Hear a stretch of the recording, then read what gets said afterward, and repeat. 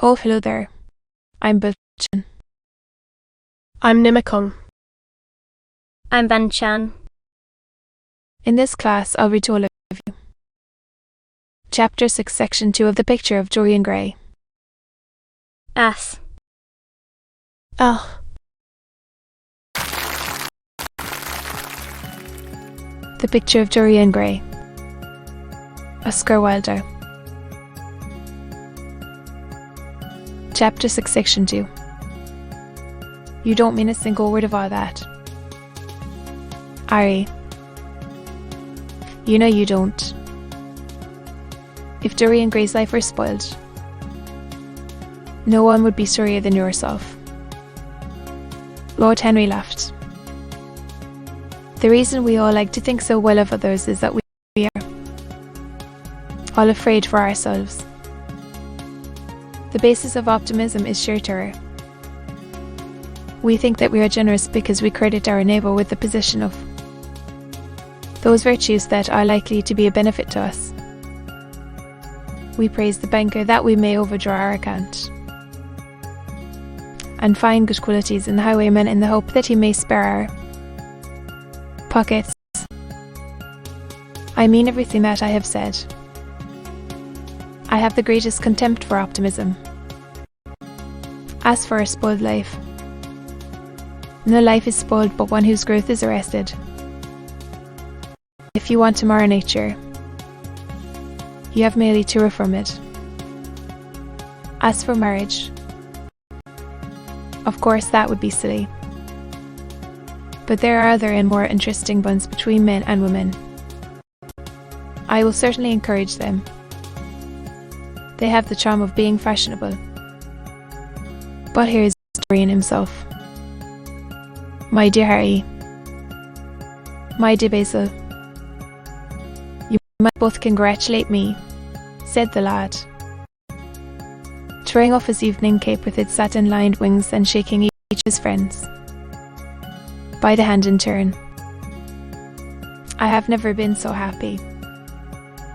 Of course, it is said and all really delightful things are, and yet it seems to me to be the thing I have been looking for all my life. He was flushed with excitement and pleasure, and looked extraordinarily handsome. I hope you will always be very happy, Dorian said Aloud. But I don't quite forgive you for not having let me know of your engagement.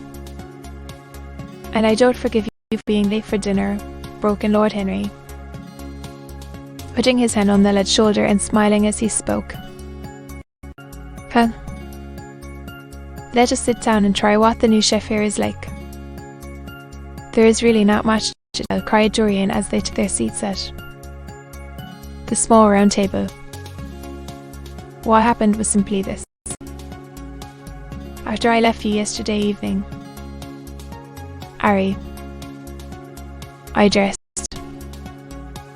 had some dinner at that little Italian restaurant in Rupert Street you introduced me to, and went down at 8 o'clock to the theatre.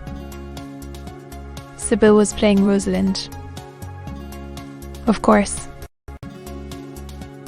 the scenery was dreadful and the Orlando absurd. But Sybil, you should have seen her. When she came on in her boy's clothes, she was perfectly wonderful. She wore a muscular velvet jerkin with cinnamon sleeves, clean, brown, cross-gartered hose, a dainty little green cap with a hawk's feather caught in a jewel, and a hooded cloak lined with dorade. She had never seemed to me more exquisite. She had all the delicate grace of that tiger figurine that you have in your studio, Basil. Her hair clustered round her face like dark leaves round a pale rose. As for her acting, well, you shall see her tonight. She is simply a born artist. I sat in the dingy box absolutely enthralled. I forgot that I was in London and in the 19th century. I was was my love in a verse that no man had ever seen. After the performance was over, I went behind and spoke to her. As we were sitting together, suddenly there came into her eyes a look that I had never seen there before. My lips moved towards hers. We kissed each other.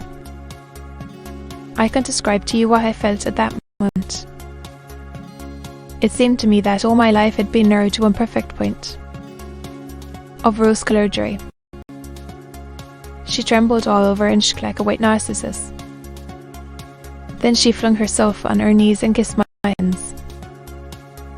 I feel that I should not tell you all this, but I can't help it. Of course, our engagement is a dead secret. She has not even told her own mother. I don't know what my guardians will say. Lord Radley is sure to be furious. I don't care. I shall be of age in less than a year, and then I can do what I like. I have been right. Basil. Haven't I? To take my love out of poetry and to find my wife in Shakespeare's plays. The lips that Shakespeare taught to speak have whispered their secret in my ear. I have had the arms of Rosalind around me. Yes. Dorian. I suppose you were right, said Howard slowly. To be continued.